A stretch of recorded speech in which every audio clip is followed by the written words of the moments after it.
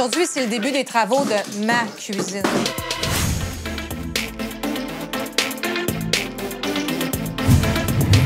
J'ai vendu ma maison où il y avait beaucoup d'espace pour m'acheter un appartement à Montréal. Ça, c'est parfait. C'est plus petit. La cuisine ici, ben, pas mal, là, mais pas à mon goût, à moi. Premièrement, j'avais un problème de lumière, d'espace. Je trouvais que c'était sombre, enfermé. Je me sentais comme dans un petit corridor. En enlevant le mur, ben là, ça... Même si c'est ça de mur, là, ça fait toute la différence. Ça, c'est comme ouvert. Dans le fond, on va avoir cuisine, salle à manger ensemble, salon l'autre bord. Tous mes choix sont faits. J'ai déjà dessiné ma cuisine. Je l'ai commandée chez Miralis. C'est en fabrication même qu'elle s'en vient. Elle va être ici après-demain. J'ai choisi ma céramique, les électroménagers.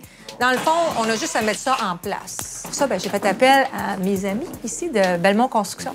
Pourquoi j'ai fait ça? Parce que quand je prends un entrepreneur général, je le sais qu'il va prendre des travaux en charge, mais de A à Z. Ça veut dire que je m'enlève plein de soucis. J'ai pas besoin de penser à la démolition, ni au container, ni à l'électricité, parce qu'ils le font aussi. Tout est pris en charge, fait que c'est déjà ça. Oh, ben,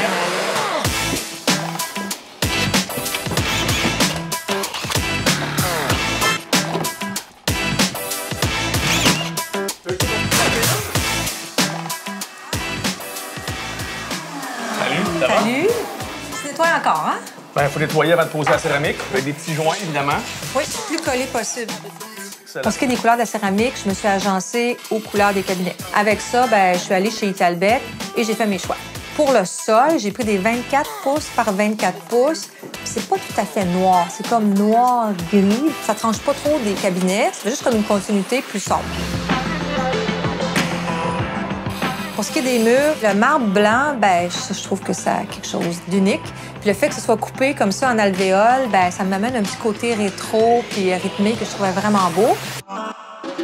Et j'ai agencé le comptoir à ça parce que j'ai trouvé le quartz, finalement, qui est dans les mêmes teintes de gris qui imitent le marbre blanc. Mais le look ensemble, là, ça marche. Pour l'installation du comptoir, c'est important de choisir des installateurs qui vont le faire avec minutie.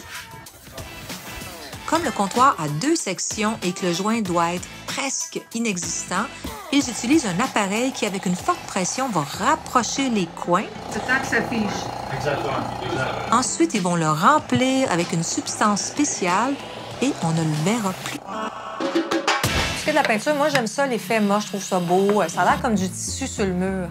Puis ça reflète pas les défauts. Mat, à l'époque, là, où il n'y a pas très longtemps, mat voulait dire fragile. Mais là, il y a une nouvelle génération de peinture, comme celle que j'ai utilisée ici, là, c'est la Sico Muse. Puis elle, ben, elle a un effet mat, mais lavable et anti-moisissure. Là, ils sont en train d'installer la hotte et aussi d'installer la plaque de cuisson, le four encastré, là, toute la finition se fait. Pour mes électroménagers, je suis allée magasiner chez AG International et j'ai choisi la marque Fisher Pickle.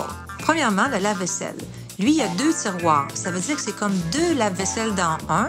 On peut faire seulement un demi-lavage à la fois au besoin et on les charge du dessus, ce qui est super pratique. La plaque de cuisson, je l'ai choisie à induction.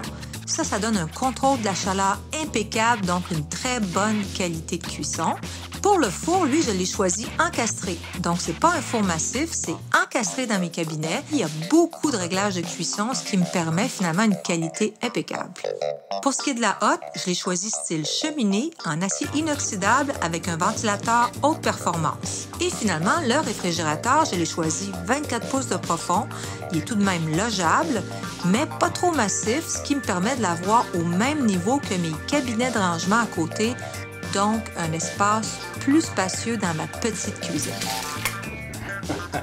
Mais là, pour ajouter de la chaleur à tout ça, j'ai acheté une feuille de plaquage. Dans le fond, c'est l'arbre, mais qui est coupé en fine couche. Et ça, c'est collé sur une feuille de MDF. Donc, on l'achète en 4 pieds par 8 pieds. Puis là, Eric Létici, puis ce qu'il va faire là-dedans, c'est qu'il va le couper, faire une bordure pour avoir l'impression que c'est une plaque de bois épaisse. Fabriquer un socle aussi. Parce que si tu achètes une table de thé de 2 pouces d'épais avec une patte en bois, on s'entend que c'est du bois exotique, importé, c'est très coûteux. Là, de la façon que je le fais, là, c'est très économique, écologique, parce qu'on n'utilise qu'une fine couche de bois. Le reste, c'est de la récup. Ça prend juste un bon évexte. Parfait. C'est beau comme ça. C'est bien fait. On dirait vraiment une table pleine, hein? 2 pouces. J'ai respecté le grain du bois.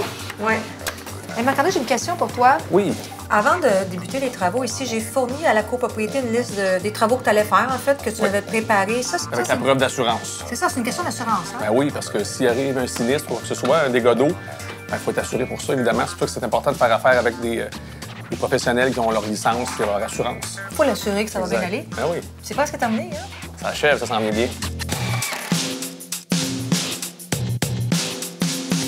J'ai passé à travers ma semaine d'une façon fantastique, puis je peux le dire, parce que souvent, les gens vivent des travaux d'une façon quand même assez difficile. Je dis, moi, j'ai de l'expérience.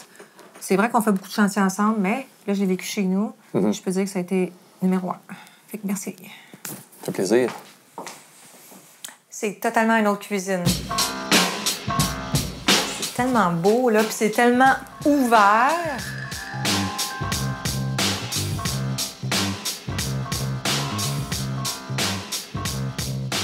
Avant, ça arrêtait ici. Le mur était là. Ça fait toute une différence.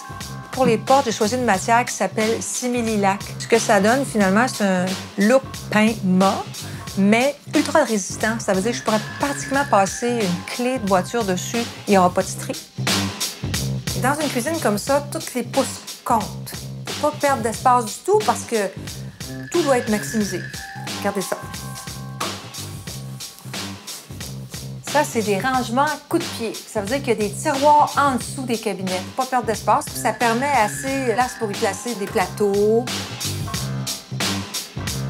Le comptoir que j'ai choisi, c'est la couleur Noble Grey de Caesarstone. C'est une couleur qui s'inspire du marbre, mais le quartz a l'avantage de ne pas tacher ou de craquer comme le marbre. On dirait vraiment du marbre naturel, là, puis l'évier qui passe à travers, la magnifique robinetterie.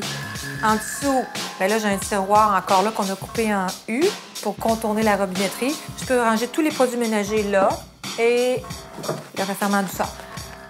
Les épices, les ustensiles de cuisson. Je l'ai fait plus profond pour y poser des casseroles, mais à l'intérieur, il y a un deuxième tiroir. C'est ça qu'on appelle les tiroirs à l'anglaise. C'est un tiroir qui est dissimulé dans l'autre tiroir. On a mis un système comme celui-là qui lève vers le haut. Donc là, j'ai plein accès immédiatement. Miralis, pour moi, c'est un gage de qualité. Je suis super contente. Cette cuisine-là est sur mesure pour moi. Puis c'est ce qui est bien, parce qu'on peut faire chaque cuisine sur mesure selon nos besoins à nous. Moi, ben, je pense que j'ai quelque chose de pas loin de parfait ici. À mon goût à moi. Alors voilà, j'espère que la vidéo vous a plu. Et si vous avez chez vous un projet de cuisine ou d'une autre pièce de la maison, écrivez-moi sur le manonleblancmaison.com. On peut le faire pour vous, clé en main.